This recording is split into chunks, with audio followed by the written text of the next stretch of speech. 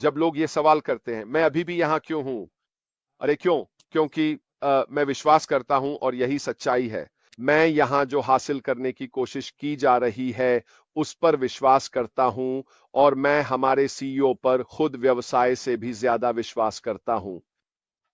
मुझे उन पर भरोसा है कि वह मुझसे कहीं ज्यादा जानते हैं और यही असल वजह है कि मैंने शुरुआत में ही इस व्यवसाय से जुड़ने का फैसला किया था, क्योंकि मैं ऐसे व्यवसाय में रहना चाहता था जो सभी के लिए समझना आसान हो, जो बहुप्रकारी हो, जिसमें ऐसे उत्पाद हों जिन्हें हम बेच सकें, और यही मेरे लिए शुरू से आकर्षण का कारण था। आज मैं आपसे जिस बारे में बात करना चाहता हूं वह यह है कि बहुत से लोग मुझसे पूछते हैं, हमें कुछ बिल्कुल नया क्यों अपनाना चाहिए? हम जो हमारे पास है उसी का इस्तेमाल क्यों नहीं कर सकते और उसी के साथ कुछ क्यों नहीं कर सकते? क्योंकि जब हमने पहले ही इतने सारे उत्पादों और सेवाओं को आजमाया या परीक्षण किया है, तो कुछ बिल्कुल नया लाने का कोई मतलब नहीं बनता। हमारे पास एक बहुत अच्छा काम करने वाला इकोसिस्टम है। हमने बहुत सारी विज्ञापनबाजी की है, ये सारी चीजें की हैं, मुझसे ये सवाल पूछे गए हैं। तो आज मैं आप सबसे जिस बारे में बात करना चाहता हूं वह है रिलॉन्च। ठीक है? और असली कारण कि क्यों व्यवसाय नियमित रूप से रिलॉन्च करते हैं। अब यहां बहुत सारी बातें हैं। अब एक ब्रांड रिलॉन्च या एक बिल्कुल नया रिलॉन्च एक रणनीतिक प्रक्रिया है जो कंपनी के ब्रांड को फिर से गढ़ती है और उसे बदलते हुए लक्ष्यों, मूल्यों और नए लक्षित बाजारों के अनुरूप पुनः स्थापित करती है। अब अगर आप सिर्फ उस एक वाक्य के बारे में सोचें, ठीक है, चाहे मैं आगे कुछ भी कहूं, अगर आप उन कुछ बातों पर ध्यान दें, तो एक नए व्यवसाय में यह रिलॉन्च करना बहुत मायने रखता है। तो चलिए बस उन कुछ बातों को वहीं से लेते हैं। अब हम अभी तक कितने समय से ऑफलाइन हैं? 7 महीने, 8 महीने, पिछले साल सितंबर की शुरुआत से इस समय अवधि में बहुत कुछ बदल चुका है। टेक्नोलॉजी ने बहुत तेजी से तरक्की की है, बल्कि उससे भी ज्यादा, क्योंकि उससे पहले भी हमें कई समस्याएं थीं। लेकिन चलिए उस रुके हुए पल से शुरू करते हैं जब ऐश मुफारेह ने कहा, बस अब बहुत हुआ, हम सब कुछ ठीक करेंगे और फिर कुछ अलग करेंगे। हमारे लिए फिर से सफल होना, और मेरी बात याद रखना, हम पहले भी सफल थे।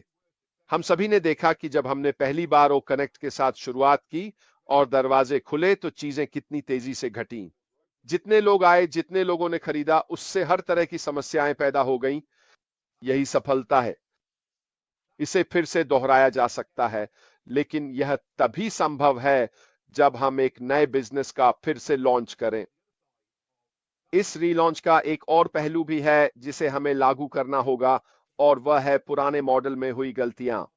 अब यह जरूरी नहीं था कि हमारे पास जो उत्पाद और सेवाएं थीं वे काम नहीं कर रही थीं या अपना उद्देश्य पूरा नहीं कर रही थीं, क्योंकि वे काम कर रही थीं। हमने उन्हें चलते हुए देखा था, हम उनका उपयोग कर रहे थे, लेकिन हम उसका सिर्फ नया रूप बनाकर आगे नहीं बढ़ सकते।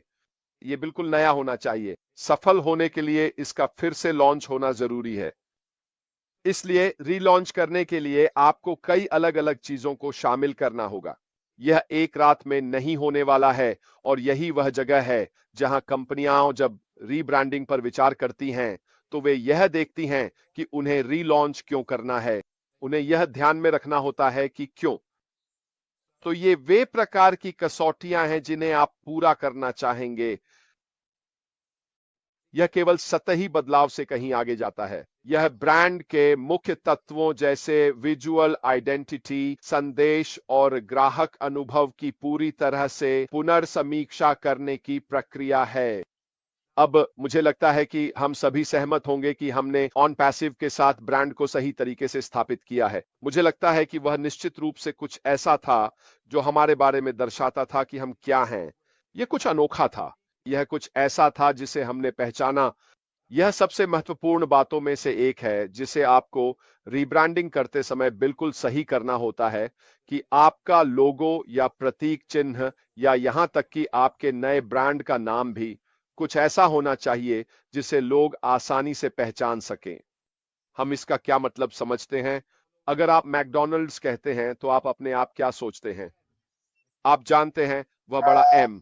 अगर आप कहते हैं गूगल तो आपको पता है कि वह क्या होने वाला है। अगर आप एक्स देखते हैं तो आपको पता है कि वह क्या है। आप जानते हैं ये सभी बड़े ब्रांड्स नाइकी, एडिडास, इन सभी के लोगो और नाम बहुत ही पहचानने योग्य हैं। रीब्रांडिंग का एक हिस्सा यह है कि आपकी एक ऐसी पहचान हो जिसे लोग तुरंत पहचान लें और साथ ही उस पहचान के पीछे का संदेश भी बहुत महत्वपूर्ण होता है और जाहिर है कि उसमें ग्राहक का अनुभव भी शामिल है। मुझे लगता है कि हम सभी इस बात से सहमत हैं कि यह वह क्षेत्र है जिसमें मुझे पूरा यकीन है कि अब पहले से कहीं बेहतर होगा। ग्राहक अनुभव और ग्राहक जो हमारे नए व्यवसाय में हैं, उनकी देखभाल पुराने व्यवसाय की तुलना में कहीं बेहतर तरीके से की जाएगी। तो ये वे कारण हैं जिनकी वजह से कंपनियां रीब्रांडिंग करती हैं। जाहिर है हमारी परिस्थितियों में कुछ बहुत गलत हो गया था, तो ऐसे में पुराने को छोड़ देना, जो गलत हुआ उससे सीखना और फिर से शुरुआत करना समझदारी है। मैं उन लोगों का उदाहरण देने जा रहा हूं जिनके व्यवसाय में कई बार बड़ी असफलताएं आईं, लेकिन वे फिर भी बेहद सफल हैं। एलन मस्क, है ना? इस व्यक्ति को जितनी बार झटके और असफलताएं मिली हैं, उतनी किसी और व्यवसायी को मैंने नहीं देखा। तो मेरा सवाल है, वह दुनिया के सबसे अमीर आदमी क्यों है? इसका कारण यह है कि वह सीमाओं को आगे बढ़ाते हैं। वह वे काम करते हैं जिन्हें लोग असंभव मानते हैं।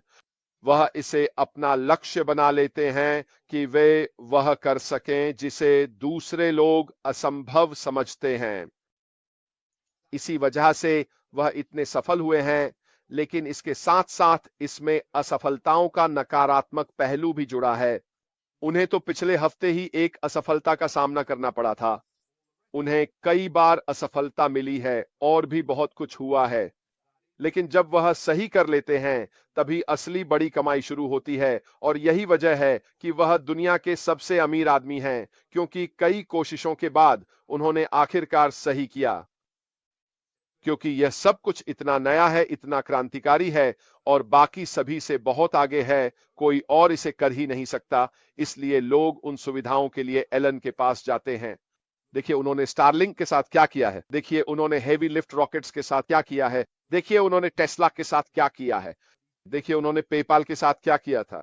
इन सभी चीजों से पता चलता है कि वह एक सफल व्यवसायी है। इससे कोई फर्क नहीं पड़ता कि उन्होंने अपने व्यवसाय में इसे इस मुकाम तक लाने के लिए कितनी असफलताएं झेली हैं। सबसे महत्वपूर्ण बात यह है कि यह सुनिश्चित किया जाए कि वह सफल हो। उन्होंने खुद को फिर से ब्रांड किया है। उन्होंने ट्विटर खरीदा, उन्होंने कुछ समय के लिए ट्विटर चलाया और फिर उसे रिब्रांड किया, है ना? अब उसका नाम क्या है? एक्स। ये ट्विटर जैसा ही है, लेकिन फिर भी यह एक रीब्रांडिंग है। यह उस प्रोडक्ट का फिर से लॉन्च करना है जो पहले था। हम खुद और ऑन पैसिव के साथ आगे बढ़ रहे हैं किसी ऐसी चीज की ओर जो एक तरह से फिर से लॉन्च होगी। हम इसमें बिल्कुल नई चीजें शामिल करने जा रहे हैं, ऐसी चीजें जो हमने पहले नहीं देखी हैं। लेकिन एक बात जो हमें समझनी चाहिए वह यह है कि यह पहले से कहीं ज्यादा बेहतर होने वाला है। इसका एक हिस्सा रणनीतिक योजना है। फिर से लॉन्च करने के लिए एक अच्छी तरह से परिभाषित योजना की आवश्यकता होती है, जो बदलावों के पीछे के कारणों और कंपनी के उद्देश्यों के साथ उनके मेल को स्पष्ट करती है। आइए अब सिर्फ इसी एक बात के बारे में थोड़ा सोचते हैं। रणनीतिक हिस्से के साथ पुनः लॉन्च करने का कारण क्या है? हम ऐसा क्यों कर रहे हैं? हम ऐसा इसलिए कर रहे हैं क्योंकि हमारे व्यवसाय के भीतर कुछ लोग थे जो हमें नीचे गिराने की पूरी कोशिश कर रहे थे। वे हमारे फंड चुरा रहे थे। वे हमारी कड़ी मेहनत को नुकसान पहुंचा रहे थे। वे हमारे द्वारा हासिल करने की कोशिशों को पटरी से उतार रहे थे। मुझे लगता है कि इसका एक कारण यह भी है कि वे कंपनी के उद्देश्य के साथ मेल नहीं खाते थे। हम में से कई लोगों ने एक जैसी बातें कही। हम वे चीजें क्यों कर रहे हैं जिनका ऑन पैसिव से कोई लेना देना नहीं है? हम एक ही दिशा में क्यों भटक रहे हैं? यह ऑन पैसिव नहीं है, यह हमारे कंपनी के उद्देश्य का हिस्सा नहीं है। तो इस पुनः लॉन्च का एक हिस्सा, इस नए व्यवसाय के साथ हमें कंपनी के उद्देश्यों के साथ फिर से जोड़ना है। इसका मकसद हमें फिर से सही रास्ते पर लाना है। इसका उद्देश्य हमारे मूल्यों के साथ बने रहना है जो हम हासिल करने की कोशिश कर रहे हैं। ये सब उस रणनीतिक योजना का हिस्सा है जो पुनः लॉन्च की आवश्यकताओं में आती है। ब्रांड पहचान एक और पहलू अक्सर लोगो, रंग, फॉन्ट आदि जैसे दृश्य तत्वों को अपडेट करने से जुड़ा होता है। हो सकता है कि एक बिल्कुल नया नाम हो, मुझे नहीं पता, क्रिस को भी नहीं पता। एक ही व्यक्ति जानता है और वह है ऐश मुफारे। लेकिन अगर ऐसा होता है तो मुझे हैरानी नहीं होगी। अगर एक नया लोगो आता है तो भी मुझे हैरानी नहीं होगी। अगर एक नया रंग संयोजन आता है तो भी मुझे हैरानी नहीं होगी। अगर इससे जुड़ी हर चीज बिल्कुल नई हो तो भी मुझे हैरानी नहीं होगी। क्यों? क्योंकि यह उस चीज का एक बिल्कुल नया पुनः लॉन्च है जिसे हम हासिल करने की कोशिश कर रहे हैं। क्या ऑन पैसिव के मूल मूल्य इस नए व्यवसाय में भी वही रहेंगे? बिल्कुल। मुझे पूरी तरह विश्वास है कि वे मूल मूल्य जिनसे हम थोड़ा भटक गए थे, इस नए व्यवसाय में जरूर होंगे। ये इस बारे में है कि हम सब मिलकर मानवता, इंसानियत की मदद के लिए क्या कर सकते हैं, फर्क ला सकते हैं, बेहतर मूल्य दे सकते हैं। ये सारी बातें जब एक साथ मिलती हैं तो यही हमारे मुख्य मूल्य बनती हैं। मुझे भविष्य में यह देखकर भी हैरानी नहीं होगी कि हमारे व्यवसाय की परिभाषा, जिसे हम सब एक बहुत ही आसान वाक्य में समेट सकें, हमारे पास हो। ये वे चीजें हैं जो मुझे वाकई बहुत उत्साहित करती हैं। क्यों? क्योंकि मुझे पता है कि हमारे पास कोई ऐसा है जो नेतृत्व कर रहा है और इन्हें सच करेगा। वह हमारे एलन मस्क हैं। वह हमारे पागल प्रोफेसर हैं जो जोखिम उठाकर यह सुनिश्चित कर रहे हैं कि वे चीजें करें जो कोई और हासिल करने की कोशिश भी नहीं कर रहा। आप उन्हें ऐसी बातें करते सुनते हैं जो बिल्कुल भी समझ में नहीं आती, लेकिन उनके लिए वे पूरी तरह से मायने रखती हैं। वह इंटरनेट पर, खासकर व्यापार के मामले में, हमारी सीमाओं को आगे बढ़ाने की कोशिश कर रहे हैं। वर्तमान मानकों को क्रांतिकारी रूप से बदलना, अस्थिर करना और बाधित करना ही उनका उद्देश्य है। यही वह चीज है जो फर्क लाएगी। आप बहुत भाग्यशाली हैं क्योंकि आप इसका हिस्सा बनने जा रहे हैं। और अगर आप नकारात्मकता या उन लोगों से प्रभावित होते हैं जो कहते हैं कि यह नहीं हो सकता, तो क्या आपको नहीं लगता कि एलन मस्क को यह सब जीवन भर झेलना पड़ा है? क्या आपको नहीं लगता कि उनके सामने हमेशा नकारात्मकता की दीवार खड़ी की गई? वह क्या करते हैं?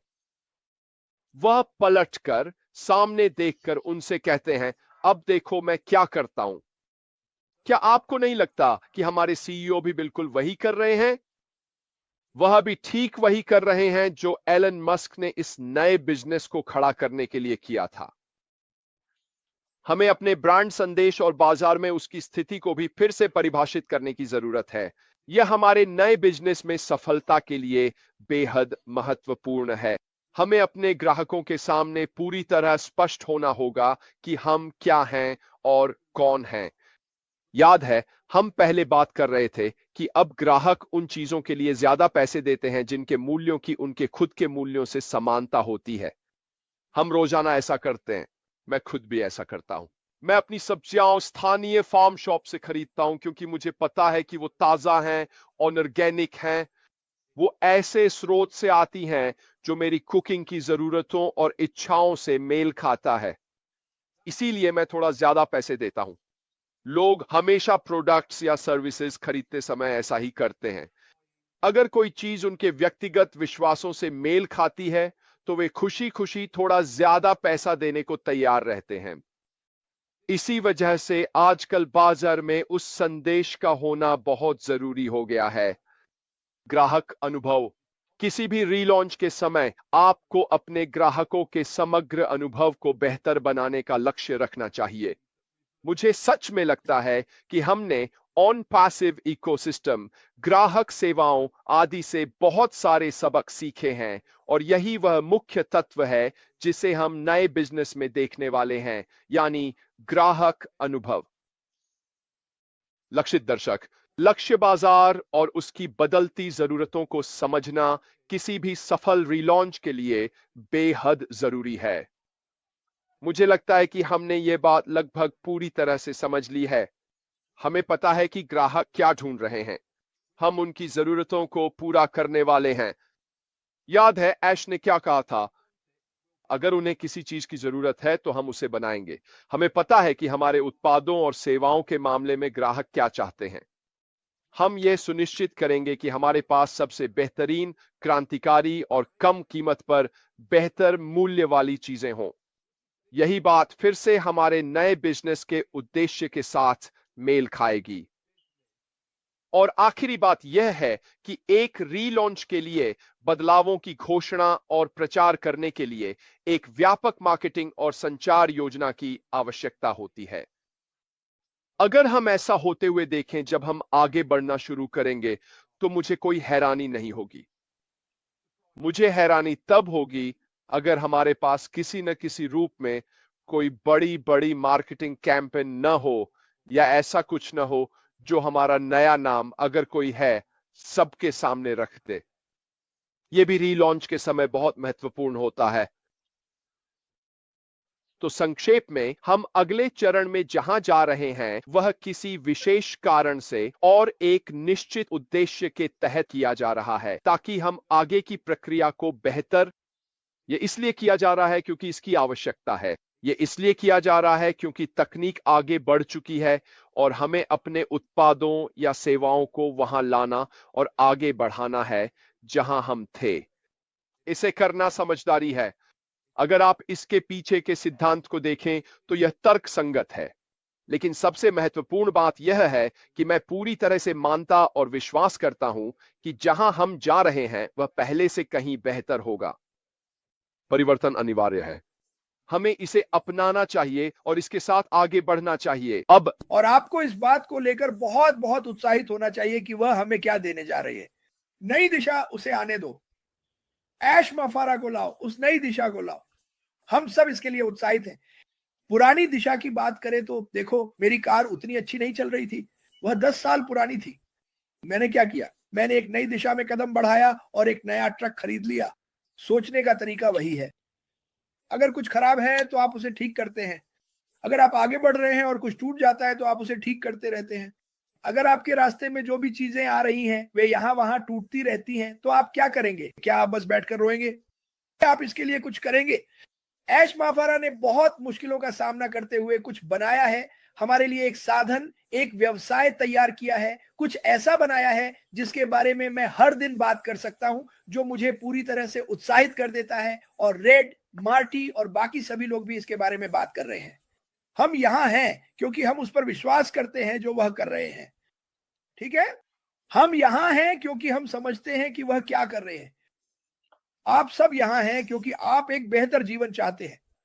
आप सब यहां हैं क्योंकि हम चाहते हैं कि दुनिया बदले। हम एक ऐसी कंपनी है जो दुनिया को बदलने जा रही है और मुझे फर्क नहीं पड़ता कि कोई क्या कहता है। अगर आप इसके बारे में नकारात्मक हैं तो यही मेरा जवाब है आपके लिए। ये कंपनी ऐश माफारा, बड़ा दिल, बड़े लोग, और सोचिए क्या, हम इसे पूरी तरह आगे ले जा रहे हैं। हम इसे अपनी जिंदगी से भी आगे ले जाएंगे। यह आपके बच्चों, आपके पोते पोतियों, आपके परपोते पोतियों के लिए भी चलता रहेगा और यह आगे बढ़ता ही रहेगा। और कोई भी, मेरा मतलब है कोई भी, आपको और आपके परिवार को कभी नहीं भूलेगा। दुनिया में कोई भी ऐश माफारा को कभी नहीं भूलेगा। और मैं बस इतना ही कह सकता हूं कि हम इसका हिस्सा हैं। मैं खुश हूं। रेड रैडफोर्ड भाई, यहां आकर हमें जोश दिलाने के लिए धन्यवाद। मैं इसकी सराहना करता हूं।